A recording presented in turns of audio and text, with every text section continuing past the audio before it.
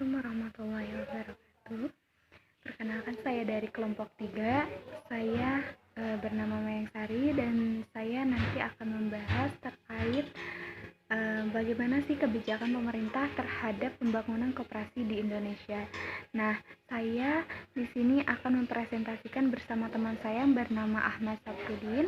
Nanti kami akan membahas terkait pembangunan koperasi di Indonesia itu seperti apa sih, apakah ada kendala atau tantangan tertentu, dan sebagian akan disampaikan oleh rekan saya nanti. Baik. Koperasi di Indonesia sudah ada sewaktu di masa penjajahan Hindia Belanda. Pada saat itu dinamakan bank simpanan yang berfungsi untuk menolong para pegawai negeri atau para kaum priayi yang terjerat utang dari kaum lintah darat. Namun, perkembangan koperasi pada waktu itu bisa dibilang kurang memuaskan karena adanya hambatan dari pemerintah Belanda, terlebih gerakan Budi Utomo pada tahun 1908 yang dibangun oleh Syarikat Islam sehingga melahirkan koperasi pertama kali di Indonesia bersamaan dengan kebangkitan nasional. Nah, pemerintah Belanda khawatir koperasi akan makin tumbuh dan berkembang di kalangan bumi putra. Maka dari itu, supaya perkembangan koperasi itu tidak meluas, pada tahun 1915 pemerintah Belanda mengeluarkan Undang-Undang Koperasi yang pertama kali di Indonesia, yang disebut dengan Verordening of the Cooperative Vereniging pada tanggal 7 April 1915. Selanjutnya, Belanda membentuk komisi atau panitia koperasi atas desakan pemuka masyarakat sehingga melahirkan Undang-Undang Koperasi pada tahun 1927. Kemudian tahun 1933 Belanda kembali mengeluarkan peraturan koperasi, yaitu sebagai pengganti Undang-Undang Koperasi pada tahun 1927. Nah, ternyata peraturan baru ini tidak ada bedanya dengan peraturan koperasi pada tahun 1915 yang sama sekali tidak cocok dengan kondisi rakyat di Indonesia. Akibatnya, koperasi pada zaman Belanda semakin bertambah mundur. Setelah Indonesia merdeka pada tahun 1945, pemerintah Orde Lama memberlakukan sejumlah undang-undang dan peraturan baru, antara lain Undang-Undang pada tahun 1949 yang masih menggunakan bahasa Belanda kembali diberlakukan. Akan tetapi perubahannya tidak disertai dengan pencabutan pada tahun 1933 sehingga pada tahun 1949 di Indonesia terdapat dualisme peraturan yakni kalian bisa baca sendiri yang hanya berlaku bagi golongan bumi putra dan pada tahun 1933 yang berlaku bagi golongan rakyat termasuk golongan bumi putra. Nah, Undang-Undang Koperasi pada tahun 1958 yang dibuat berdasarkan Undang-Undang sementara pada tahun 1950 pasal 38 di mana isinya yaitu ketentuan pasal Undang-Undang 1945. Kemudian, pemerintah Indonesia mengeluarkan Peraturan Pemerintah Nomor 60 Tahun 1959 sebagai peraturan pelaksana dari Undang-Undang Nomor 79 Tahun 1958. Nah, dalam peraturan ini ditentukan bahwa pemerintah bersikap sebagai pembina pengawas perkembangan koperasi di Indonesia. Pada tahun 1960, keluar Instruksi Presiden Nomor 2 Tahun 1960 yang isinya bahwa untuk mendorong pertumbuhan gerakan koperasi harus ada kerjasama antara jawatan dengan masyarakat dalam satu lembaga disebut sebagai Badan Penggerak Koperasi atau Bapengkop. Nah, ini bertugas untuk mengadakan koordinasi dalam kegiatan-kegiatan pemerintah untuk menumbuhkan gerakan koperasi secara teratur, baik di tingkat pusat sampai ke daerah-daerah.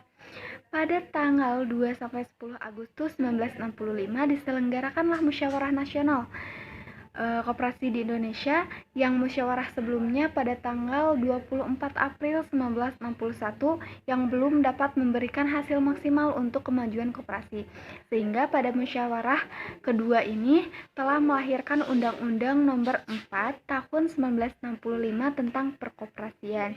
Nah, besarnya perhatian pemerintah terhadap perkembangan koperasi berdampak pada ketergantungan koperasi terhadap bantuan pemerintah, sehingga banyak sekali di antara pengurus koperasi menjadi kehilangan inisiatif untuk menciptakan lapangan usaha bagi kelangsungan hidup koperasi.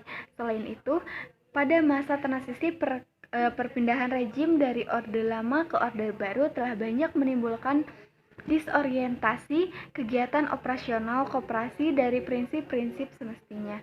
Koperasi telah dijadikan alat perjuangan dari partai-partai politik yang berkuasa. Kondisi ini menyebabkan anggota koperasi kehilangan kepercayaan kepada pengurus, tidak lebih hanya motor penggerak atas kendali dari partai politik yang menguasai koperasi.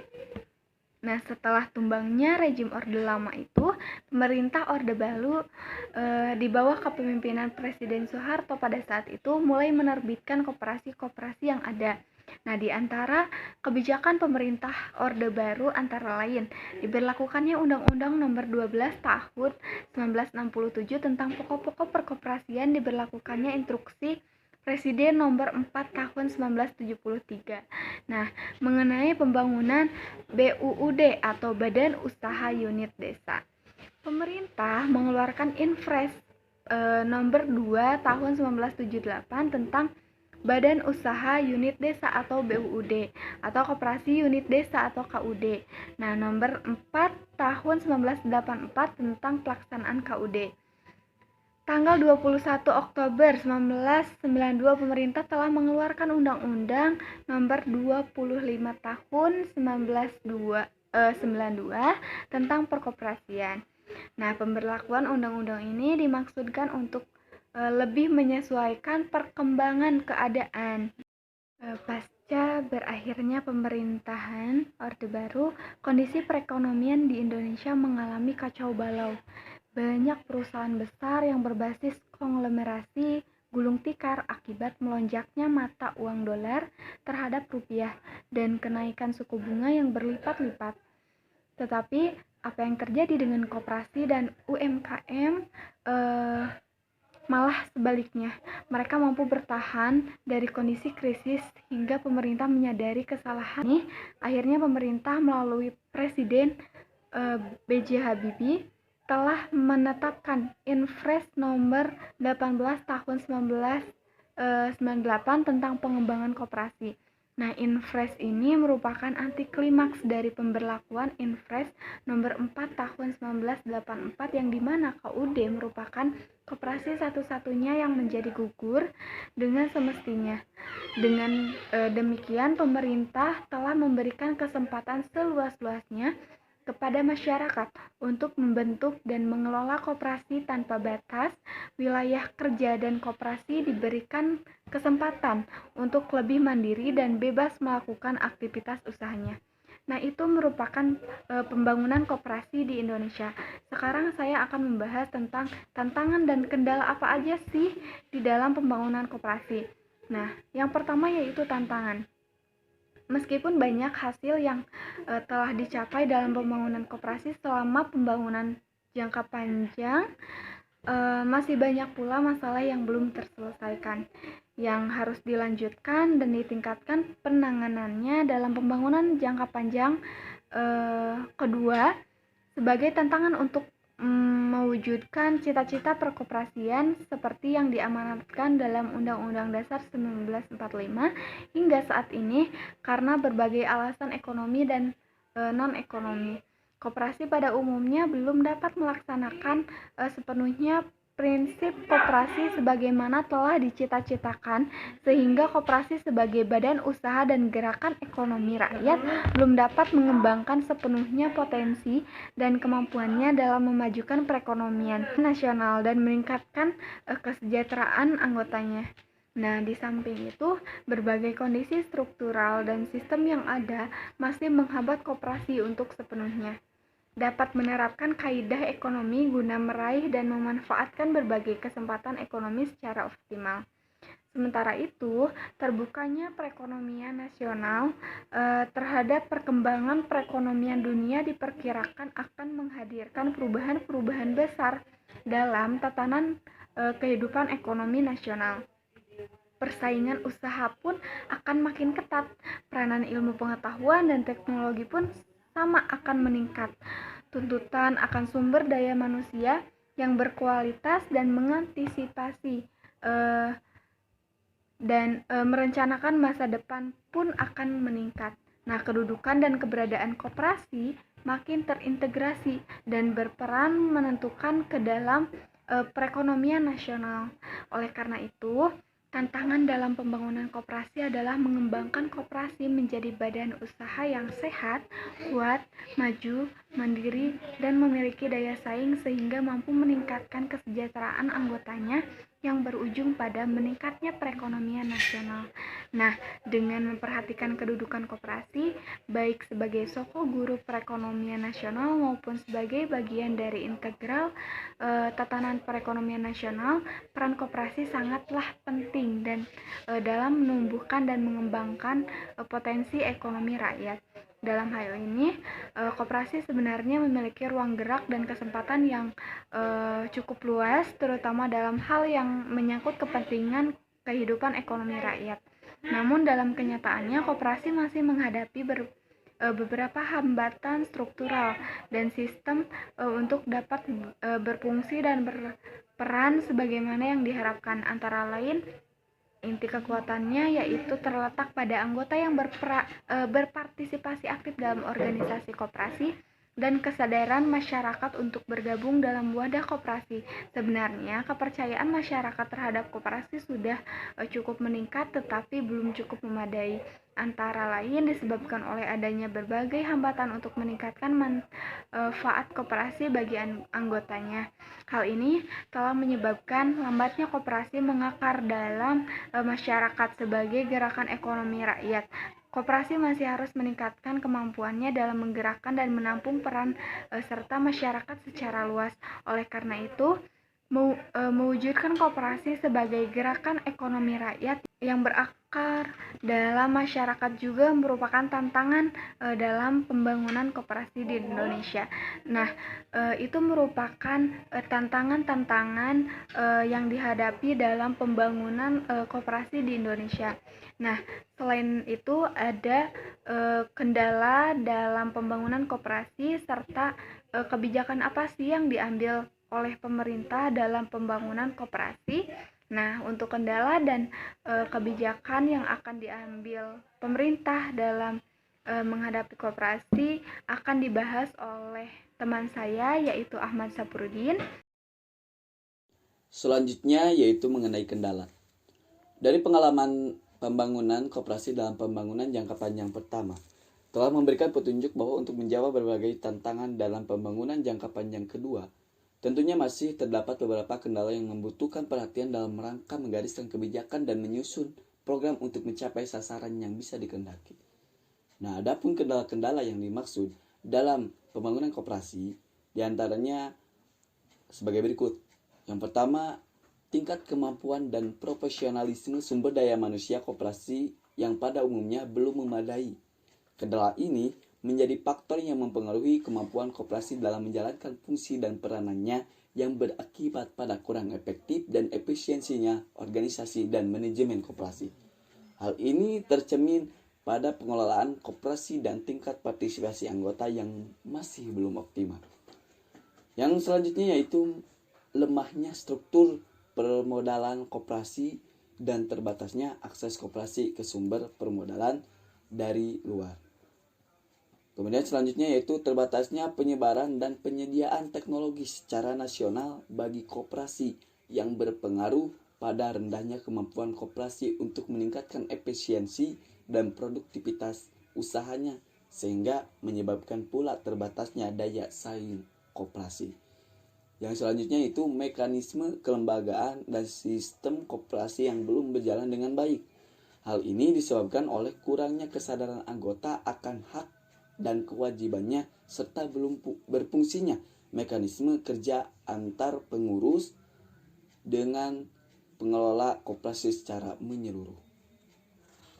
Selanjutnya yaitu masih kurangnya kepercayaan dalam bekerja sama bagi terwujudnya jaringan usaha antara koperasi dengan pelaku ekonomi lainnya. Yang selanjutnya yaitu kurang memadainya sarana dan prasarana yang tersedia di wilayah tertentu, terutama kelembagaan keuangan baik bank maupun bukan bank, produksi dan pemasaran khususnya di daerah yang masih tertinggal. Kemudian kurang efektifnya koordinasi dan sinkronisasi dalam pelaksanaan program pembinaan koperasi antar sektor dan antar daerah. Dari kurangnya kesadaran dan pemahaman masyarakat tentang koperasi, serta kurangnya kepedulian dan kepercayaan masyarakat terhadap koperasi, tentunya yang tercermin pada masih rendahnya peran serta dan dukungan masyarakat dalam pembangunan koperasi yang mewujudkan kesejahteraan bagi masyarakat. Yang selanjutnya yaitu mengenai kebijakan pembangunan koperasi.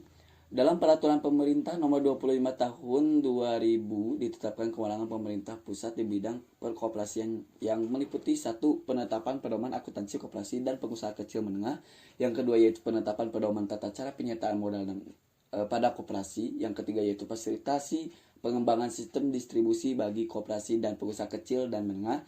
Yang keempat yaitu fasilitasi kerjasama antar koperasi dan pengusaha kecil menengah serta kerjasama dengan badan usaha lain. Sedangkan selain kewenangan tersebut di atas, yang menjadi kewenangan daerah, yaitu termasuk di dalamnya untuk pembinaan terhadap pengusaha kecil, menengah, dan koperasi. Sesuai dengan kewenangan daerah untuk mengatur dan mengurus kepentingan masyarakat, termasuk di dalamnya kepentingan dari pengusaha kecil, menengah, dan koperasi. Implementasi Undang-Undang Otonomi Daerah akan memberikan dampak positif bagi koperasi dalam hal alokasi sumber daya alam dan pelayanan pembinaan lainnya. Namun, koperasi akan semakin menghadapi masalah yang lebih intensif dengan pemerintah daerah dalam bentuk penempatan lokasi investasi dan skala kegiatan koperasi. Karena asas efisiensi akan mendesak koperasi untuk pembangunan jaringan yang luas dan mungkin melampaui batas daerah otonom. Peranan advokasi oleh gerakan koperasi yang memberikan orientasi kepada pemerintah di daerah semakin penting. Dengan demikian, peranan pemerintah di tingkat provinsi yang diserahi tugas untuk mengembangkan koperasi harus mampu menjalankan fungsi intermediasi semacam ini. Mungkin juga dalam hal lain yang berkaitan dengan pemanfaatan infrastruktur daerah yang semula menjadi kewenangan masyarakat. Nah, secara umum, kebijakan pembangunan koperasi dalam rencana pembangunan 5 tahun ke-6 adalah meningkatnya prakarsa, kemampuan dan peran gerakan koperasi melalui peningkatan kualitas sumber daya manusia, pemanfaatan, pengembangan, serta penguasaan ilmu pengetahuan dan teknologi dalam rangka mengembangkan dan memantapkan kelembagaan, usaha, dan sistem koperasi untuk mewujudkan peran utamanya di segala bidang kehidupan ekonomi rakyat.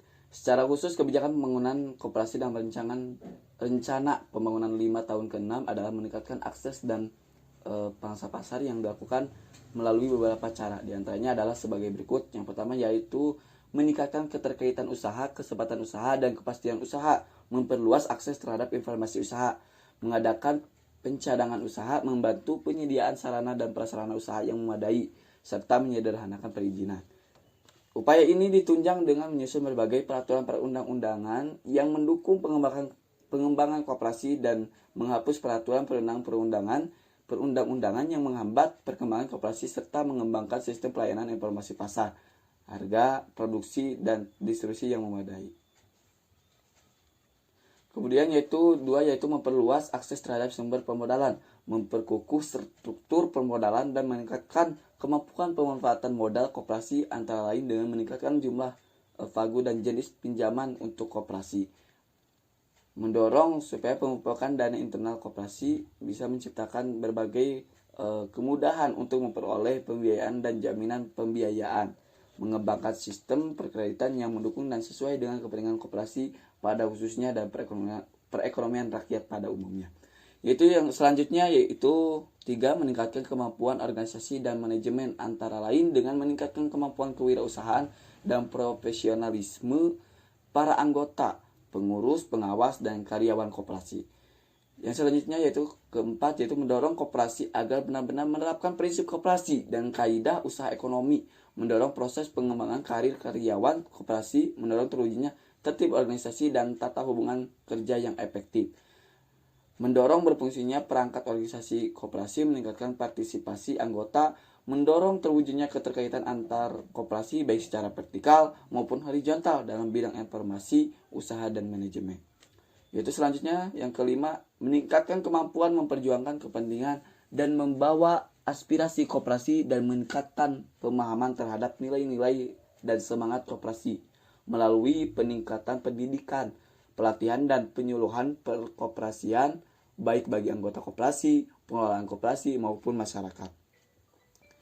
Yang keenam yaitu meningkatkan akses terhadap teknologi dan lainnya dengan meningkatkan kegiatan penelitian dan pengembangan pemanfaatan hasil penelitian atau pengkajian lembaga lain, meningkatkan kegiatan alih teknologi, memberikan kemudahan untuk modernisasi peralatan, serta mengembangkan dan melindungi teknologi yang telah dikuasai oleh anggota koperasi secara turun-temurun. Selanjutnya yaitu ketujuh, mengembangkan kemitraan antara lain dengan mengembangkan kerjasama antar koperasi baik secara horizontal, vertikal maupun kerjasama internasional. Upaya ini bisa mendorong koperasi sekunder agar lebih mampu mengonsolidasi dan memperkukuh jaringan keterkaitan dengan koperasi primer, serta mendorong kemitraan usaha dengan badan usaha lainnya, baik dengan bentuk dagang, subkontrak, usaha patungan maupun bentuk kemitraan lainnya yang dilandasi oleh prinsip yang paling membutuhkan, saling menunjang dan saling menguntungkan. Mengingat lingkup pembangunan koperasi sangat luas dan terkait dengan berbagai sektor pembangunan lainnya, maka pelaksanaan dan kebijakan di atas hendaknya dilakukan secara terpadu dan selaras dengan pelaksanaan kegiatan pembinaan dan pengembangan perkoperasian di sektor tersebut. Mungkin itu yang dapat saya sampaikan. Terima kasih.